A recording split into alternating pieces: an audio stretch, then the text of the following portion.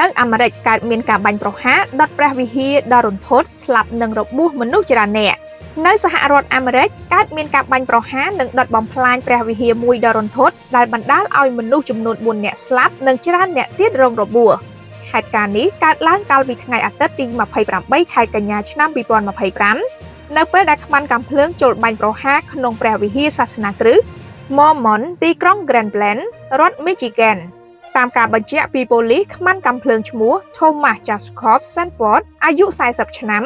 បានបើករថយន្តបុកទម្លាយទ្វាររួចក៏បើកការបាញ់ប្រហារក្នុងព្រះវិហារខណៈពេលមនុស្សរាប់រយនាក់កំពុងរៀបចំពិធីអធិដ្ឋានជនសង្ស័យក៏ចាក់សាំងដុតព្រះវិហារផងដែរមុននឹងចាក់ចេញប៉ុន្តែចុងក្រោយត្រូវស្លាប់ក្នុងការបាញ់តដៃជាមួយប៉ូលីស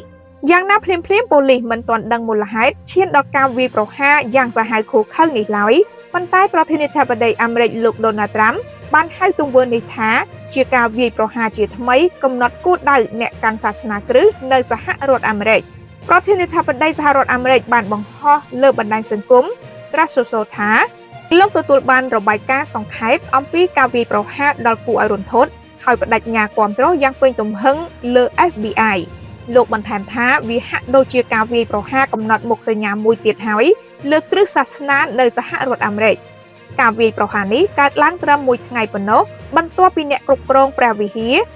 លោក Russell M. Nelson ទទួលមរណភាព